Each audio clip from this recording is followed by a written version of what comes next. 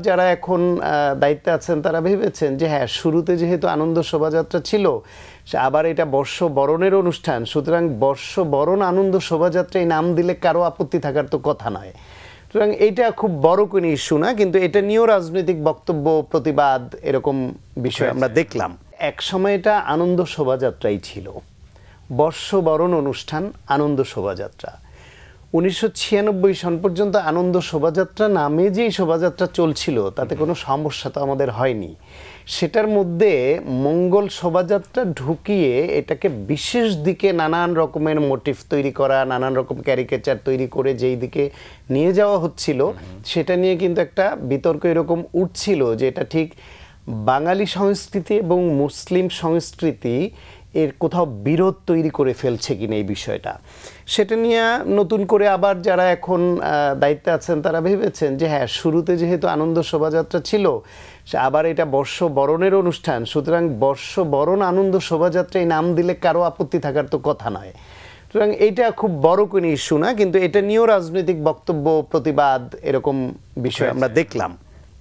তো তারপরও শান্তিপূর্ণভাবে হয়েছে, এটা ভালো। আমাদের মনে রাখতে হবে যে আমাদের বাংলাদেশ হচ্ছে অসাম্প্রদায়িক একটা সম্প্রীতির জায়গা, ধর্মীয় সম্প্রীতির জায়গা। মানুষ এখানে মিলেমিশে থাকতে পছন্দ করে, কিন্তু বিভিন্ন স্বার্থান্বেষী গোষ্ঠী তারা তাদের স্বার্থে তাদের প্রয়োজনে এই যে মিলেমিশে থাকার আমাদের যে দীর্ঘদিনের যে ঐতিহ্য পরিবেশ সেটাকে ব্যাহত করতে চায়।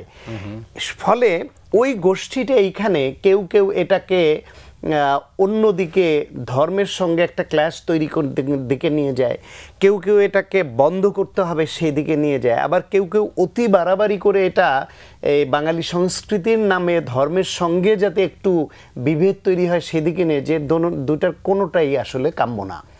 আমরা মধ্যপন্থী মানুষ হিসেবে সম্প্রীতি বজায় রেখে যেরকম একটা উৎসব আনন্দ, যেরকম একটা আবহ ছিল আমরা চাই সেটাই চলছিল, এবং এবার বেশিরভাগ জায়গায় তাই হয়েছে।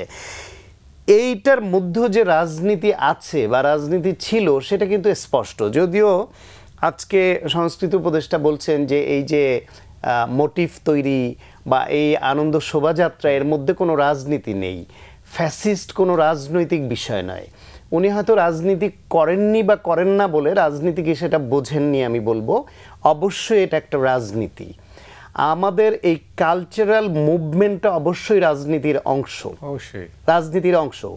আজকে এইখানে ফ্যাসিবাদের মুখাবয়ব দিয়ে যে মোটিভটা তৈরি হয়েছিল এটা অবশ্যই রাজনীতির অংশ ছিল।